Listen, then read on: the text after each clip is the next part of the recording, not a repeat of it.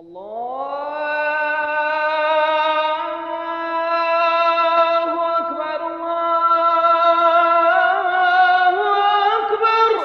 ang topic natin ay Salatul Jum'ah. Ano ba itong Salatul Jum'ah? Ang Salatul Jum'ah, ito ay sala sa tanghali ng araw ng Jum'ah. Instead na yung oras ng Duhur, hindi Duhur ang pinagkasalahan. Ito ay Salatul Jum'ah.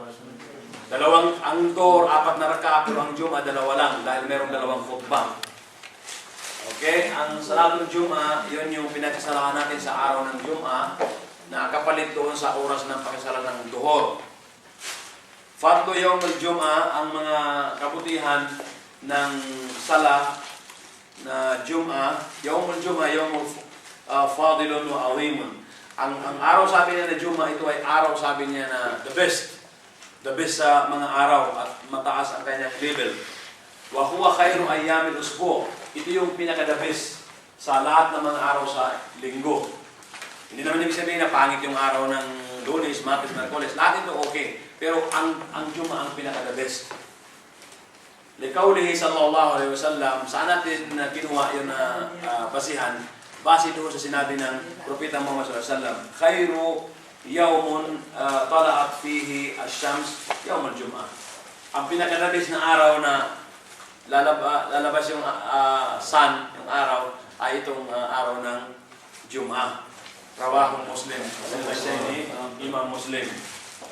Fayambagi an yaktura fihi al-Muslim min al-a'mal as-salihah. Sa araw ng Jum'ah, dapat daw ay damihan ng Muslim ang paggawa ng mga mabubuting gawain. Dahil malaki ang kanyang rewards.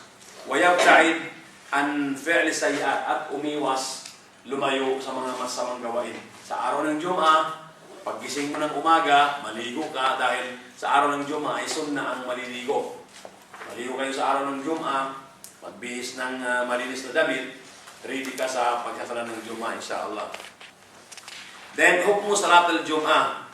Ano ba ang pamantasan o rules ng araw ng Jum'ah, ng sala ng Jum'ah?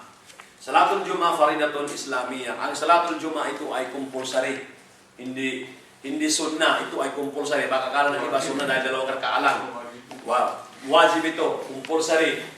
Tulad siya ng Duhur. Salatul Jum'ah faridatun Islamiyah. Di anna Allah Ta'ala amarana biha. Ang pagsasala sa araw ng Jum'ah, ito ay compulsory, Islamic na compulsory. Kasi ipinag-uutos sa atin ng Allah. Di anna Allah amarana biha. Dahil ipinag-uutos sa atin ng Allah ang pagsagawa ng Salatul Jum'ah. Wahadharana an-Nabiy sallallahu alaihi wasallam min tarkiha, at pinaingat tayo ng Rasulullah. Binigyan tayo ng warning sa pag-iwan o pagliban ng pagsagawa ng Salatul Jum'ah. Kailangan gawin natin, hindi natin gagawin. Wa ajmatil umma ala wujubiha. At nagkakaisa din ang mga umma, ang mga nation, yung mga nauna pa sa atin ng mga tao, nauna pa sa atin ng mga scholars. Nagkaisa rin sila, agreed din sila na itong Friday prayer, ito ay wajib, ito ay compulsory. Talagang ipinag-uutos sa atin. At dalilu ala faridatiha, ang reference sa kanyang pagka-fard, ang mga references sa pag-utos sa atin ng Yawm al-Jum'ah na ito ay compulsory. Sabi ng Allah subhanahu wa ta'ala, Ya ayyuhalladhina amanu, idha nudiya lis-salati min yawmil jum'ah, fas'aw ila dhikrillah, wa dharul bay', dhalikum khairun lakum in kuntum ta'lamun. Suratul Jum'ah, ayat number 9. Sabi ng Allah, Ya ayyuhalladhina amanu, kayo sabi niya ng mga mananampalataya, idha nudiya lis-salati min yawmil jum'ah, kapag nag-announce na ang adhan, kapag isinigaw na ang adhan sa araw ng Jum'ah, sa sala ng Jum'ah, fas'aw ila dhikrillah, magmadali kayo sa pag-remember kay Allah. Then, sabi niya, wadharul bay', at iwanan ninyo ang inyong negosyo. Ibig sabihin, siyempre kahit Friday nag-negosyo tayo, mayroon tayong trabaho, yung mga farmers, nagpo-farming, yung mga nangingisda, kung ano bang klase ng trabaho ng bawat isa sa atin. Pero kailangan pagdating ng oras ng Jum'ah, halimbawa talagang mayroon kang trabaho na talagang kailangan tapusin mo furniture ka halimbawa, doon sa bahay mo. Pero pag adan, sabi niya, uminto ka na ng pagtrabaho mo. Ang gagawin, fast out ila dhikrillah. Pag madali kayo sa pag-remember kay Allah. Sabihin, kung ano yung pinagagawa niyo, hintuan niyo. Hindi pwede yung Allahu Akbar, tapos pukpuk kayo ng pukpuk. Halimbawa, kapintero ka, mayroong panday ka, no? Pinapanin mo bahay. Tapos Allahu Akbar, sallallahu alaihi wa pukpuk ka na parang pukpuk. Ang inuto sa atin, idha nudiya lis-salati min yawmil jum'ah, kapag nagtatawag na yung muadzin sa adhan, sinisigaw na yung adhan, kailangan na hintuan natin yung ating trabaho. Kailangan hintuan natin yung ano yan. Meron pang ano doon, halimbawa, hindi pa rin kasi kailangan tapusin. Natapos na ang adhan. Ingat ka kasi pagka next niyan may pangalawang adhan na, di ba kung na pangalawang adhan para sa khutbah na. Sa pangalawang khutbah na yun, hindi, pag pangalawang adhan, nagtatrabaho pa rin haram na yung ginagawa mo doon. Halimbawa doon sa masjid, doon sa atin, pero sa mga masjid, dito sa Qatar, hindi na-allow dito doon sa atin, kahit sa mga lugar, may mga masjid doon, sa gilid, may mga tao na nagbibinta ng mga ganito, sa araw ng Jum'ah, may nagbibinta ng mga yung mga gamit, mga tasbih, may mga nagbibinta doon. Bawal na yun. So, ang nangyayari, siyempre kasi parating ang mga tao doon sa, nandun na siya, wala pang khutbah, nandun na siya, ang adan, hanggang sa adan ng first adan. Kasi sa Pilipinas, yung dalawang adan magkasunod eh. Yung tulad sa Qatar, 10 o'clock pa, 10:30, nag-adan na yung unang adan. Pinaingat ang tao na ngayon na yung Jum'ah. Pagka mamaya, pagdating ng oras talaga ng sala, kung 12 o'clock ang sala, dito, o 12 pa o 11:30, pag-aadan, so tatayo na ang mag-khutbah. Dati sa Pilipinas, iba. Kung 12 o'clock ang khutbah doon, ang mga tao, wala pang adan ng bagong 12 o'clock. So darating ng mga tao, 11, 11:30, 12. So pag sabi ng imam na sa mag-adan ka na, mag-adan na siya. Yung pa ang unang adan. Pagkatapos ng unang adan, isusunod nila ang adan na pangalawa. Pagkatapos ng unang adan, tatayo na ang imam na mag-khutbah. Pupunta sa unahan. Sabi niya, Assalamualaikum warahmatullah. Tapos upo na siya. Tapos mag-adan na uli yung muadzin para sa pangalawang adan. Yun na yung para sa pagtayo ng khutbah. Alaykum salam. Pero dito sa Qatar, siyempre ang adan, yung unang adan na unang ng mga 10:30 o 11 ba. So, pagdating nung oras ng pagkhutbah, halimbawa 12 o'clock, yung imam, yung khatib, ang tawag doon sa magkhutbah, khatib. Or yun na rin yung disem imam. So, doon sa unahan.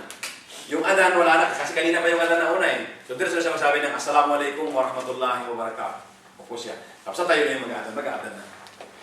Okay, so mag-khutbah. So, may mga tao na nag-negosyo ng kopya o ano yung mga negosyo niya. Tawas.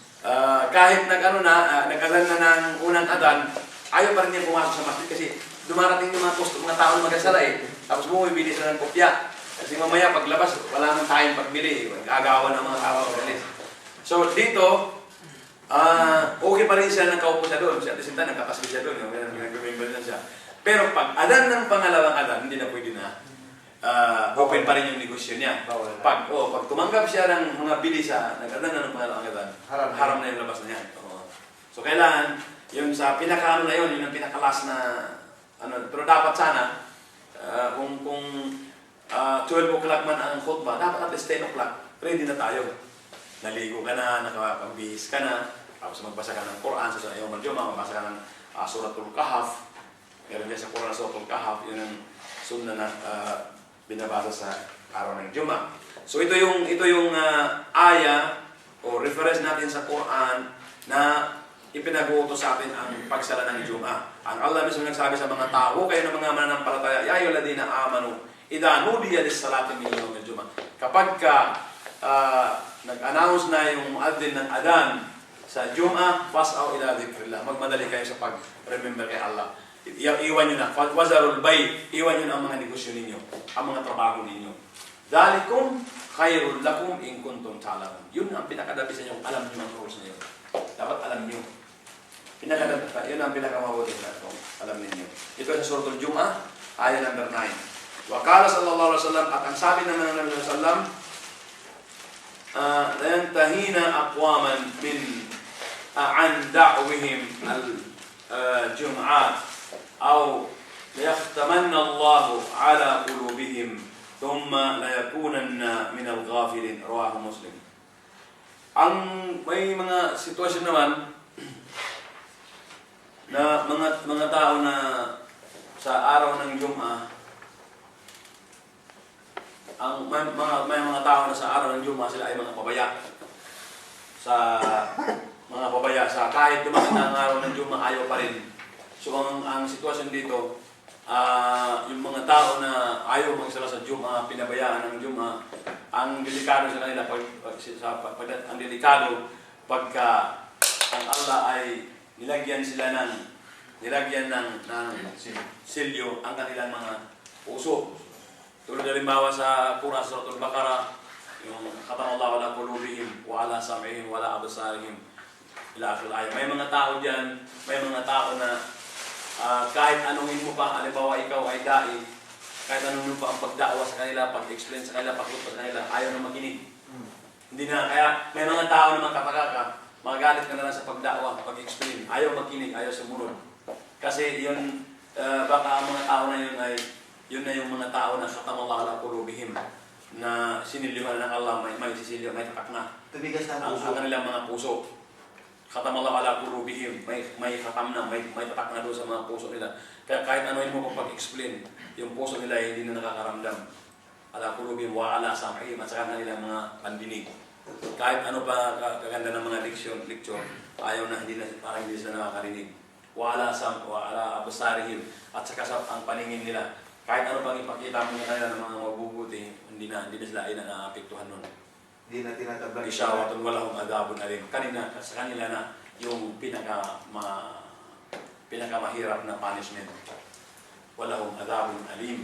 Yung punishment na masakit na punishment. Okay? Ang mangyari sa mga tao na yun, yung napabayan ng Jum'ah, ay ano na sila, doon sila mapapasok sa mga tao ng mga gafilin, yung walang mga utak ba? Mga pabaya, mga gafil. So, ang Jum'ah ay ipinag-utos sa atin.